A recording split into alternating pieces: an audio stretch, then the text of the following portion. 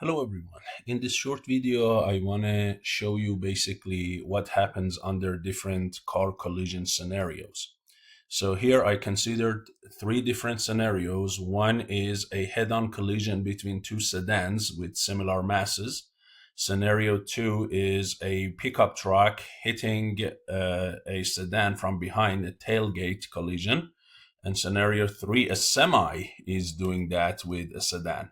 The pictures are coming from these links.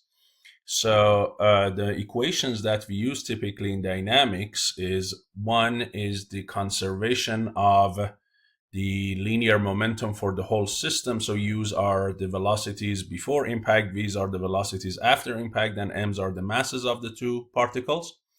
Now, if both going in the same direction, U1 and U2, let's say, are positive, for instance, if one of them is coming backwards, one of them will be negative, right, in a head-on collision.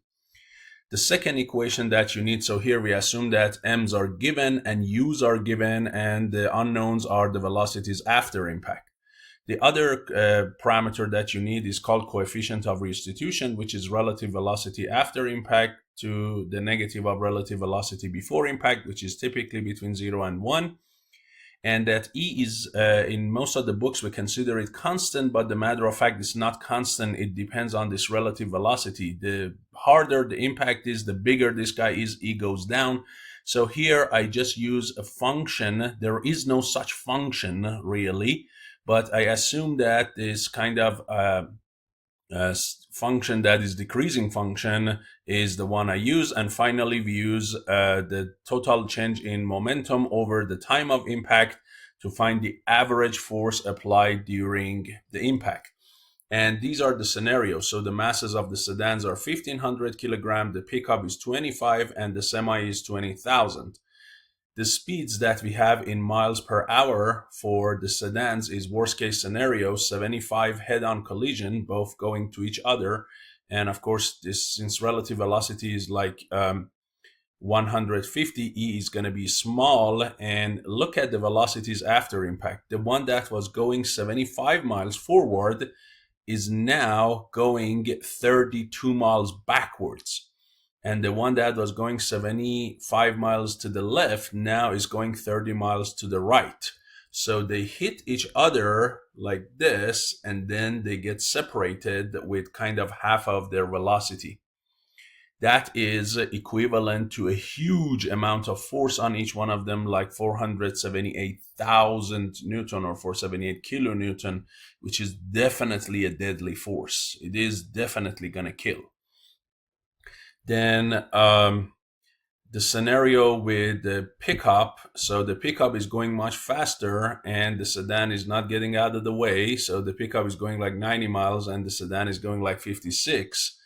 And here the relative velocity is smaller. This is something like 34 or something. So coefficient of restitution is bigger. The final velocity, if you look at them, the 89 goes down to 67. So the pickup will slow down. But the sedan from 56, it jumps to 93. So it is going to kick if they were going like this.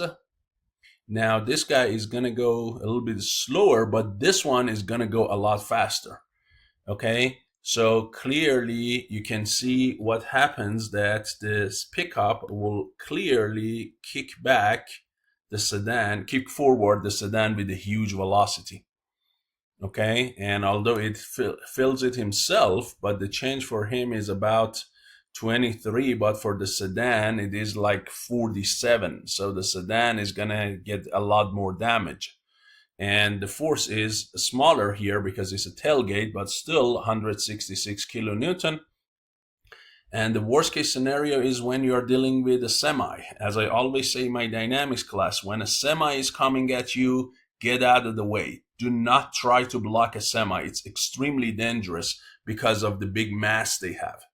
So here the semi is going like 78, but a sedan is trying to block him. Never do that. And the coefficient is a little bit bigger than last case because semi is going a little bit slower. Now look at the speed. The semi goes from 78 to 75, so the semi barely notices it. But look at what happens to the sedan, it goes from 56 to 94. So something like this, but worst case scenario. So this one and this one, this guy barely notices it. This guy goes like that. Okay. So, and the force that you'll see is about 171 kilonewton. So it's really, at the end of the day, two things play important roles. One is the masses. The bigger the mass is, the worse the case scenario, as you can see here, and definitely the relative velocity before impact. In head-on collisions, because these two numbers are added together, you see here, a positive number minus negative, so you get a total big positive number. Here the relative velocity is like 150, and that is going to cause really bad damages. Now, this is probably not with that kind of speed, but that is ultimately, so head-on collisions are the deadliest. After that, tailgate, of course, but the bigger the mass, the deadlier the collision is going to be, especially for the one that has a smaller mass. So you see now, physics and dynamics completely show you what is being done in a simple, basically we call rectilinear collision, or head-on tailgate or tailgate collision. So hopefully the video was useful to you. I'll see you in the next lecture. Thank you.